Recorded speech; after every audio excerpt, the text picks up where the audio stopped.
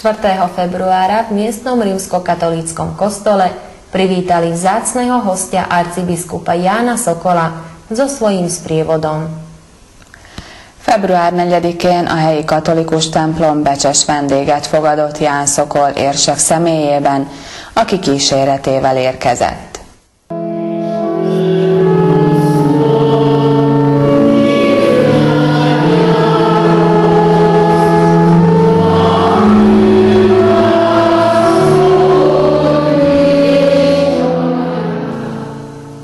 Arcibiskupová návšteva znamenala povzbudiť ľudí na kresťanský život, ako aj administratívny cieľ. Az érsek látogatásának célja az emberek vallásba vetett hitének megerősítése, a keresztény életre való bátorítás, valamint administratív jellegű volt. Pri tejto príležitosti sa konala slávnostná svätá omša, ktorú celebroval Ján Sokol v maďarskom jazyku. Vo svojom príhovore hovoril o tom, že dnešný človek žije medzi rôznymi hospodárskymi, spoločenskými a morálnymi problémami a tak nemá na čo stavať, keď nenájde cestu k Bohu. Podľa jeho slov len pevná viera môže tvoriť pevné základy na prežitie krízových období. Ebből az alkalomból ünnepi szent mise volt a templomban, melyet maga az érsek celebrált magyar nyelven. Beszédében elmondta, hogy a mai világ embere különféle gazdasági, társadalmi és morális problémák között él, amelyből sokszor nem találnak kiutat, nem találják meg az Istenhez való utat. Szerinte csak a szilárd alapokon nyugvó hit képes arra, hogy a válságos időszakon átsegítsen bennünket. Jelentős alkalommal, amikor érsekatyánk elárultak hozzánk, emeljen fel szívünket Istenünkhöz, és buszból imádkozzunk János főpásztorunkért.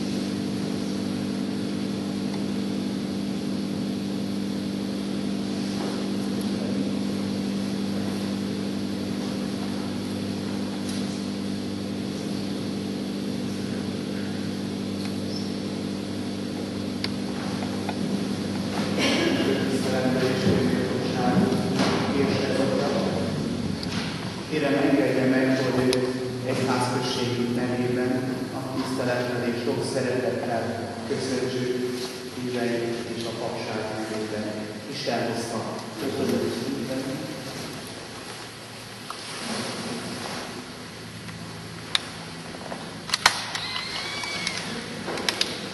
Mám veľkú radosť, že som dnes medzi vami a že budeme spolu slaviť Eucharistiu, ktorá bude v maďarskom jazyku. Môj príhovor bude v slovenskom. Budem prosiť, aby Pán žehnal túto farnosť a zveľaďovanú kvalitou Je to mimoriadne dôležitý v súčasnej spletitej dobe, lebo dnešný človek, ako vidíme, nemá na čom stavať. Jedine na Bohu, ktorý je pevným základom, bez neho stavia na piesku a preto sa všetko rúca. Ekonomika, morálka a iné oblasti verejného života.